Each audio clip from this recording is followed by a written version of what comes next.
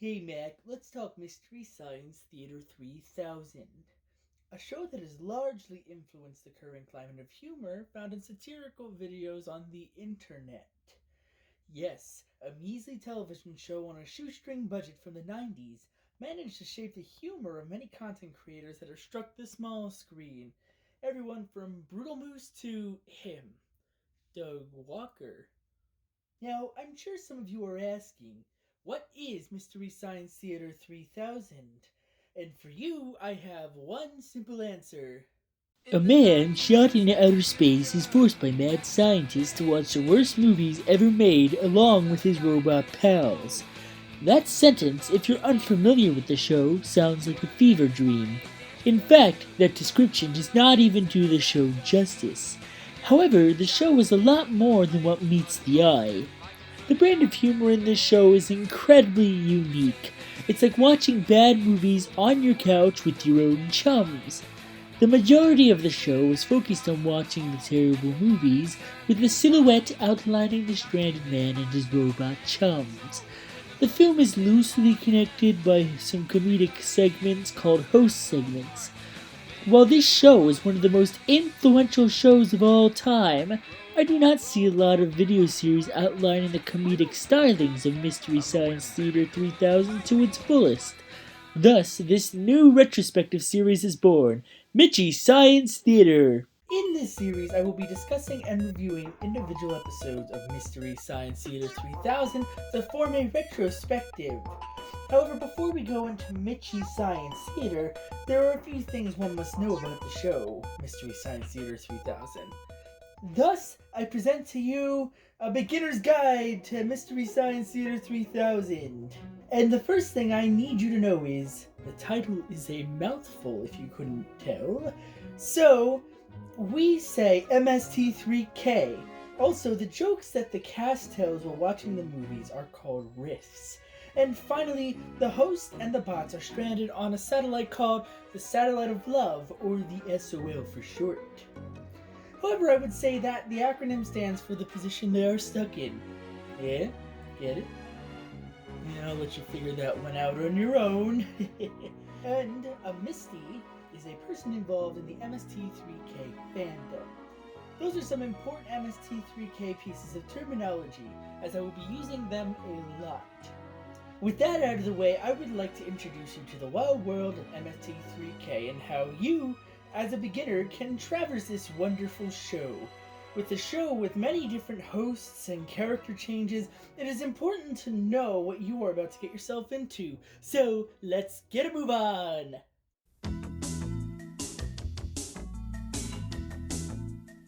So as a viewer, I like to break up the entirety of MST3K into different eras, as it lasted for 10 seasons, then revived for 2 more seasons, and technically has a season 0.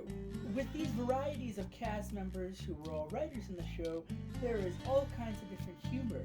So, when you watch season 8 as opposed to season 7, you will find a vast difference in the show's humor and stories. So, let's break it down. Mystery Science Theater 3000. Firstly, we've got Season 0, which I and many other Misties like to call the KTMA days. MST3K had small town origins in Minneapolis, Minnesota, on a small local television station called KTMA. This is the show in its original inception. One may think the regular show is on a shoestring budget, but this was before they even had a budget to begin with. Joel Hodgson, show creator and first host of the show, made all of the puppets for this show out of everyday found objects. An important thing for me to bring up is that this season was essentially a trial run of the show. It is not canon with the rest of the show and was produced on a week-by-week basis.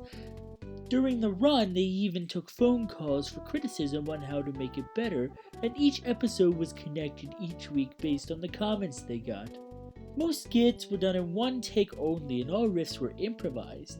With most riffs improvised, it also meant that they were fewer and far between each other, making for less of the content that one would watch MST3K for, the riffs. Most of the cast of characters from the KTMA days continued on after the KTMA run. there is Joel Hodgson, the host of the show and Strandee. There is Crow T. Robot, portrayed by Trace Beaulieu, the wisecracker of the crew. There is Servo, portrayed by J. Elvis Weinstein, performed as a Marvin the Martian-esque character who is a major kiss-up, and Gypsy, a dim-witted robot who has no cognizant idea of what is going on around her. And how did Joel get up there? He was shot up by his bosses, who are mad scientists. Dr. Clayton Forrester, also performed by Trace Beaulieu, and Dr. Lawrence Earhart, also performed by J. Elvis Weinstein. There is also a character that is only ever shown in the intro named Cambot, who supposedly records the show and communications from the Satellite of Love. This is the entire cast of the crew, with a lot of early concepts for character performance. In the end, week by week, performances get better as the performers start to get an idea of who their characters are. However, most of the characters after they make their transition to the next phase are drastically different.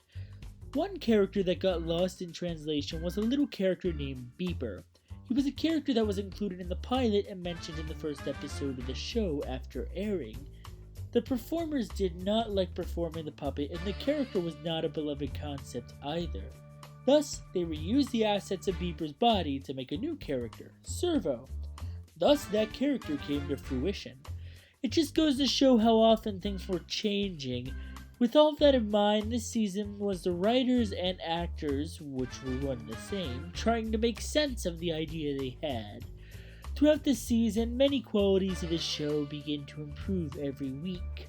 However, I would not recommend the episodes of this era to anybody but hardcore MST3K fans, as this is not a good representation of what the show turned out to be.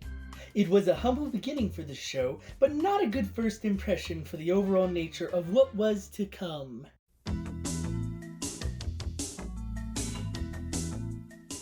HBO was looking to make a new network for comedy programming called the Comedy Channel, later to become Comedy Central. They were looking for programming for this new vacant channel. Joel Hodgson thought, what have I got to lose, eh? And sent in a tape of the best of the KTMA days. We break down the Comedy Channel era into two sub-eras, the Joel years and the Mike years, because the show has changed hosts mid-season 5. Why? Well, we'll get to that in a moment, you silly goose! However, first we shall break these two sub-eras down. There was a guy named Joel, not too different from you or me. When Joel Hodgson moved the show to Comedy Central, he brought with him his original cast and executive producer for KTMA, producer Jim Mallon, as well as gained a whole crew. One major change was that Jim Mallon took over the role of Gypsy, almost starting the character all over again. She now runs the functions of the ship. Season 1 is sort of separate from the other seasons of the Joel years. It is the crew trying to find their footing on a new platform, while also vastly making many changes to character design and personalities. Season 1 is also J. Elvis Weinstein's last season on board as Servo, now dubbed Tom Servo, and Dr. Lawrence Earhart. He left for two reasons. One, he was very young at the time. He was only 17. He was trying to form his own career. Two, he did not like the decision Joel and the rest of the crew had made to start scripting riffs from season 2 on. It's over. I'm gonna go hose off. Best Brains, the company that formed to make MST3K, feel that season 1 is not their best work, as it was to test drive the already existing formula on national television. Season 2 was when the show really took what it learned and became the show that we know and love. Puppet designs were updated even further, and things were more scripted with more time for filming. With J. Elvis Weinstein gone, he left two vacant roles, Dr. Lawrence Earhart and Tom Servo. When he left, they retired his character of Dr. Lawrence Earhart. How did they explain that he was no longer on the show? Where's Dr. Earhart and Dr. Forrester? I'm Frank. I'm new here. As for Dr. Forrester, he stepped out for a moment. As for Dr. Earhart, he's missing. That's the thing that I love about this show, especially in the Joel era. Changes were met in an almost dismissive way, as if to say these changes are not important to what makes our show's core formula great. It's in the theme song, after all. it's just the show. I should really just relax. With J. Elvis gone, one of the show's writers, Kevin Murphy, who has been on the writing staff since the KTMA days, stepped up to the plate and performed the character of Tom Servo from this point on for the remainder of the show's initial run. A fun fact about this change, there was an individual who hated the new voice of Tom Servo so much that they sent in a banner to the studio that said, "I hate Tom Servo's new voice." Yeah, he went through all that trouble, and Kevin Murphy thought it was so funny that he went through all that trouble just to hate on his performance. So he hung the banner up in his office at the studio, and still apparently has the banner to this day. Who replaced the character of Dr. Lawrence Earhart, however? A bumbling man by the name of TV's Frank was performed by Frank Conniff. TV's Frank was a silly dude who was the yin to Dr. Forrester's yang. Trace and Frank worked very well off of each other and still work together on projects to this day. Ironically, Frank Conniff was also responsible for choosing the bad movies they went on Mystery Science Theater 3000. He even wrote a book titled 25 Mystery Science Theater 3000's films that changed my life in no way whatsoever. In it, he highlights the experiences of picking these terrible films and the things he looked for in the bad movies. He says, "I think I was given the job because everybody else was busy with other stuff. We looked for a movie that's really bad but at least watchable and with somewhat of a plot." Overall, the Joel era is my personal favorite. Joel has this almost spaced out personality, but also is a dad figure to the robots.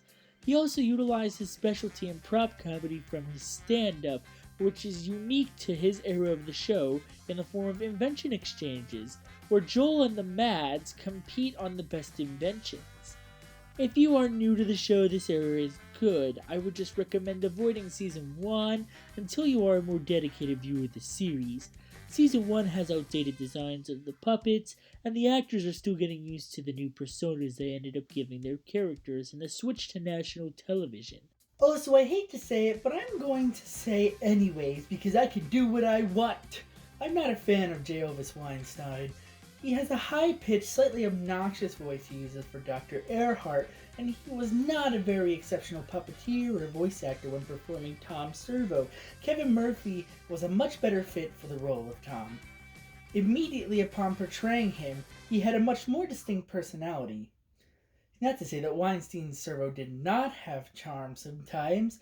For example, this scene where he is flirting with a blender is priceless. I love a woman with juice in their head. It's really a turn-on to me, my little scientific calculator.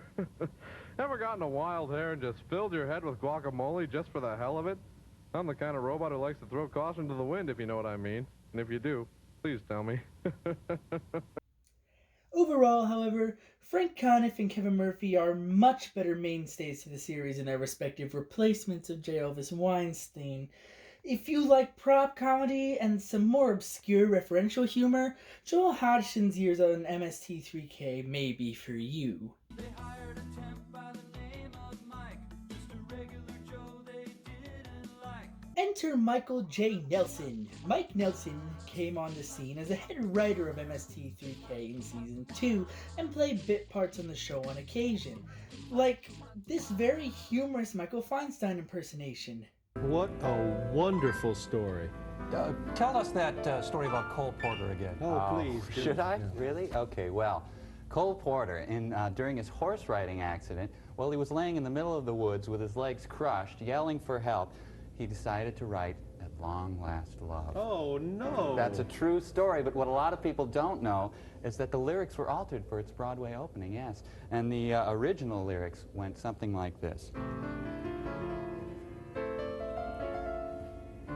Very tender. Oh my God, I'm in so much pain! Somebody please help me! Somebody come and save me! He also wrote majority of the music on the show. Towards the middle of Season 5, Joel Hodgson was having trouble with the show's producer, Jim Mallon. Joel and Jim Mallon had two different visions of what the show would be. Specifically, Jim Mallon wanted to make a film based on MST3K, but Joel was opposed to the idea. Joel Hodgson left the show mid-Season 5 and replaced himself with Mike Nelson as the host. so that the show could live on. Canonically, the robots helped Joel escape in an escape pod that was in a box of hamdingers. Yes, you heard me right, hamdingers. That's why nobody ever found this escape pod. Nobody likes hamdingers. The Mads, frantically trying to figure out what to do, shoot their office temp, Mike Nelson, into outer space to take Joel's place. Frank, can't you see we're ruined? What are we gonna do? Well, we could send someone else into space. Who are we gonna find at this late date to send into space? Did you guys sign my time card?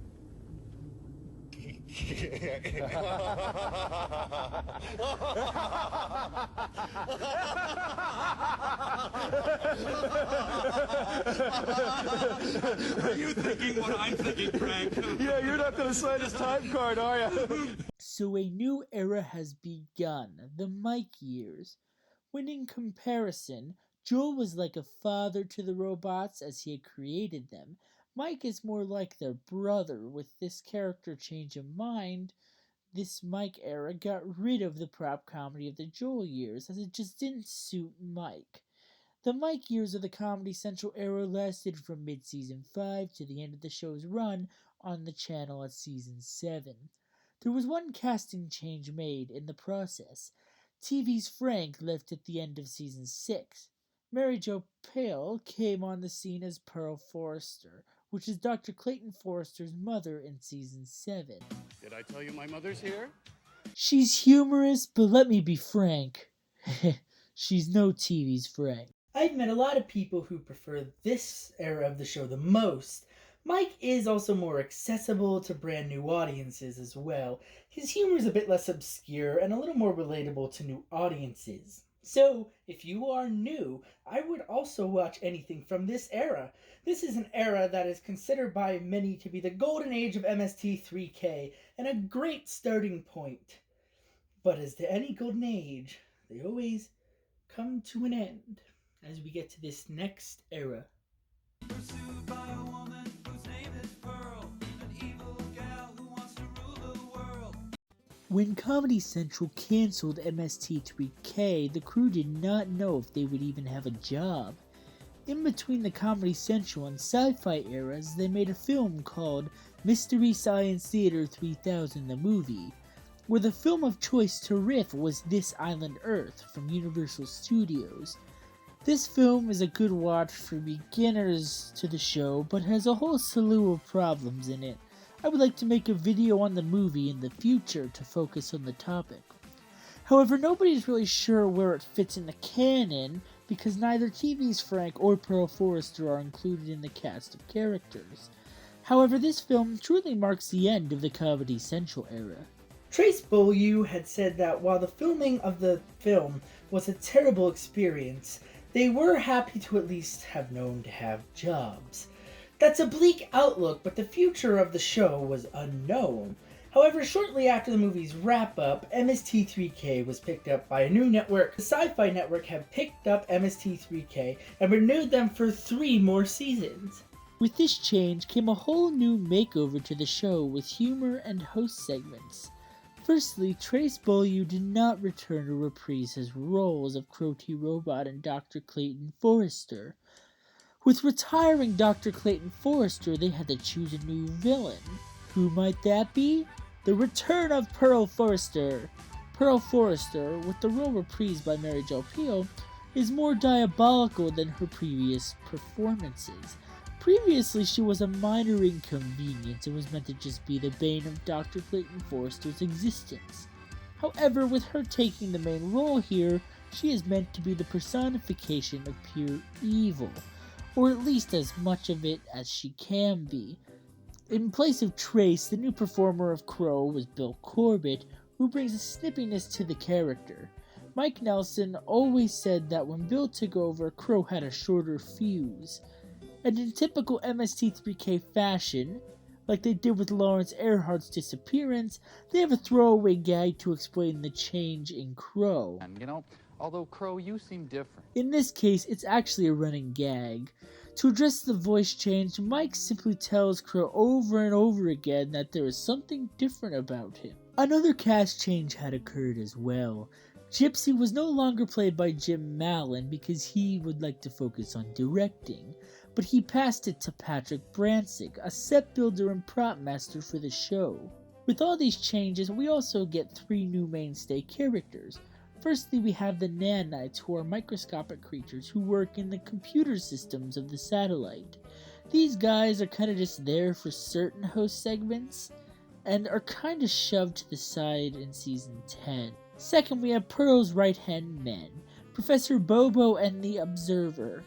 Professor Bobo is an ape-man hybrid in a Planet of the Apes-style parody concept, played by Kevin Murphy. He is a goofy foil to the more serious new character, the Observer. The Observer, also known as Brain Guy, is an incredibly intelligent being who states that he does not have a body despite having a body. He's a very stuck-up individual who tries to be the voice of reason. He is portrayed by Bill Corbett. These seasons feel like they're trying to be a little grander and more ambitious. Part of this is that the Sci-Fi Channel required them to have a storyline for Season 8. With that, it makes Season 8 not as approachable if you have not seen MST3K before. Also, part of the charm of MST3K is getting to watch the episodes in practically any order you want. This makes that not possible if one wants to know what is going on in the host segments.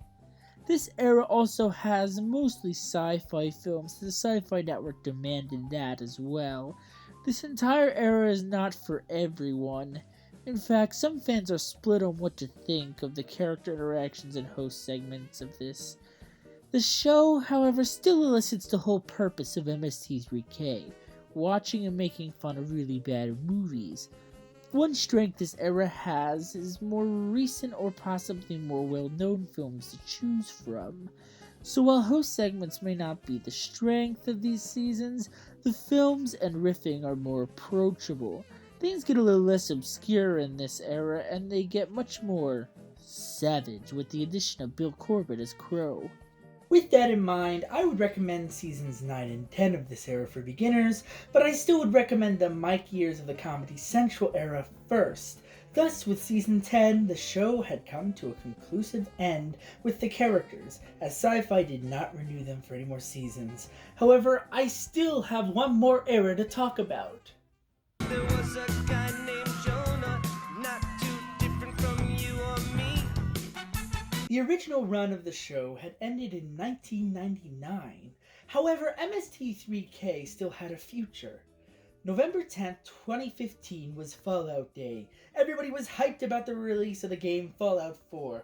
However, I was not one to care about that because of one simple thing. That was the same day that Joel Hodgson had dropped a Kickstarter campaign to bring back MST3K! It was a glorious day indeed. Joel dropped details about the show as the Kickstarter campaign went along. The Kickstarter had reached its initial goals and the stretch goals provided. It made $6,364,229 and beat out the Veronica Mars project as the highest grossing film/television project on Kickstarter, which has since had the record broken by the legend of Vox Machina. Thus, Mystery Science Theater 3000 The Return was born. The revival lasted for 2 seasons on Netflix and is known as Seasons 11 and 12. These seasons are canon and a continuation of the universe of MST3K. I want to put this out there right out of the gate. The revival is clunky. There are multiple reasons I feel this way, but I will save most of those for a future video, as I believe this needs a whole video on the topic. However, what I do believe is that if Netflix would have let the show run after 2 seasons, I think a lot of the problems could have been fixed simply by trial and error. I do not think they got enough time to get off their feet. After all, every era of the show that changed performers needed some time to give each character identity. On that note, however, I do not think the revival's bad per se, it just could have used some improvement. This revival of the show had an all-new cast with a lot of different popular comedians and actors at the helm. This rendition of MST3K definitely had more star power than its predecessors. For example, they brought in Felicia Day to play the antagonist of this new rendition, Dr. Kinga Forrester. She is the daughter of Dr. Clayton Forrester. They also brought in Patton Oswalt to portray TV's son of TV's Frank, or Max. He is kind of an awkward individual who has a crush on Kinga. As for the new host and the bots, they were performed by lesser-known comedians, which I believe was a perfectly good choice on their part. In the role of the host character, Jonah Heston, is Jonah Ray of Nerdist podcast fame. In comparison to Mike and Joel, Jonah has a more best buddy relationship with the bots. In this new rendition, Crow T Robot is voiced by Hampton Yount, and Tom Servo is voiced by Baron Vaughn. Gypsy is voiced by Rebecca Hanson, and also now makes regular appearances in the theater. Two new characters that make their rounds, especially in Season 12, are M. Waverly, performed by Grandpa Choco, and Growler, performed by Russ Walco. However, while I love Growler specifically, it can be a bit fatiguing. There are so many characters now that it seems more like solely a puppet show, as opposed to MST3K. The new characters are humorous at times, but the whole point of MST3K is that it's mostly simplistic, to focus on the films. The personalities of Tom, Crow, and Gypsy in this era are also not quite as outstanding as the past, and I attribute that to them not having enough time to get into it, as it was incredibly new ground for these individuals to cover. However, that is another thing I would like to expand upon on a further date. There also were various celebrity cameos as well, which was not quite that common with MST3K on the original run, minus a few exceptions. The likes of Neil Patrick Harris and even Mark Hamill make cameo appearances in Season 11. These celebrities were fans of the original run and happily signed on. Two new things in this that make it unique in comparison to the original run are more modern riffs and rapid-fire riffs. The riffs were up to date, just as the original run was up to date with its time. The addition of rapid-fire riffs fit the new host and performer styles as well, telling riff after riff in succession to each other. The Misty community is kind of split on the decision. Some really like these rapid-fire riffs, others feel like they should slow down. Personally, I was a fan, as I thought it was impressive how fast they could tell each of these jokes. This is the lunch combo, a premium saltine with a Virginia Slim into a seedless grape. That was a Triple Ducalex. This is a stifled yawn. Oh, I get it. This is like what inside of a snow globe is like. Love yourself. This one called Man, Humanity to Man. Believe in yourself. The Daniel Clowes characters love it. Movie selection was also more recent films, most of them having been in the 80s and 90s, thus making the crew riff on more recent works. With the problems this era has, it can be very approachable for new viewers, for the fact that the riffs are based in more modern humor, and the movies are also more recent. However, I do not believe the movie selections this time around were all good. There were some real snooze fest films that did not really suit the MST3K formula. A lot of performance aspects and characters aspects of these new seasons are not what I would consider the best, but also not the worst. This era was not given enough time to evolve with the new performers to find what chemistry and characteristics worked for them, so I personally can only recommend a handful of episodes. Host segments can be pretty uncomfortable at times, but not in a great way, and it is also tough because there's an underlying story to these seasons, so watching them in any order can lead to confusion, like in Season 8. With these things in mind, I would recommend watching episodes from the Comedy Central era first, as this rendition, while not bad, is not necessarily the first impression of MST3K I would recommend. The future of the revival era is unknown, as Joel Hodgson is supposedly still working with Emily Marsh on continuing the show in some ways, so we shall see what the future holds. MST3K is the little show that could. A show unlike any other. A show that, until the revival era, was always on a shoestring budget, trying to make people laugh. Sometimes I wish more television shows would go the minimalistic route to see where their heart and priority truly is. This show did what nothing else could. It caused me to learn to appreciate good movies even more and appreciate bad movies for what they are. The thing is, a lot of these movies have good intentions behind them but just end up a bad product. That does not denote all the hard work that went into it from the cast and crew, even if they did not do a very good job. Each era of MST3K, regardless of the quality of the host segments or even caricature performances of the characters, still had two things in common: heart and the love of terrible films. No matter what I recommended to you, I guarantee no matter what episode you start on, there will be at least one joke in it for you. That's the real beauty of MST3K. With such a variety of jokes presented in the show, everyone gets at least one joke that they can truly learn to appreciate and laugh at, and that is just something so special. The Beginner's Guide is just that, the Beginner's Guide. If you choose to watch Season 11 first, well, who am I to stop you? If you choose to watch Season 1 despite it, then that is your choice.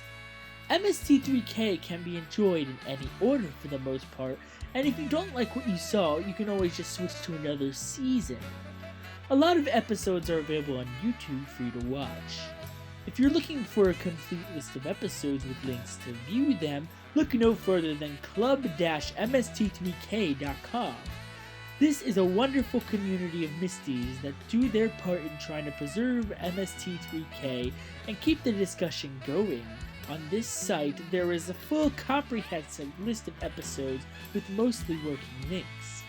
A section where you can see extras, such as Mike and the Bots from the sci-fi era ripping on PlayStation Underground advertisements, and a forum where full MST3K discussion takes hold. If you find yourself enjoying the show, go on and introduce yourself. They're incredibly welcoming to people who are brought together by the love of MST3K. That's it for this comprehensive beginner's guide on the eras of MST3K. If any Misties find this video and have any other suggestions, feel free to put them down in the comments. The discussion will be continued in the series Mitch's Science Theater that I will be developing in the not too distant future. So stay tuned for that.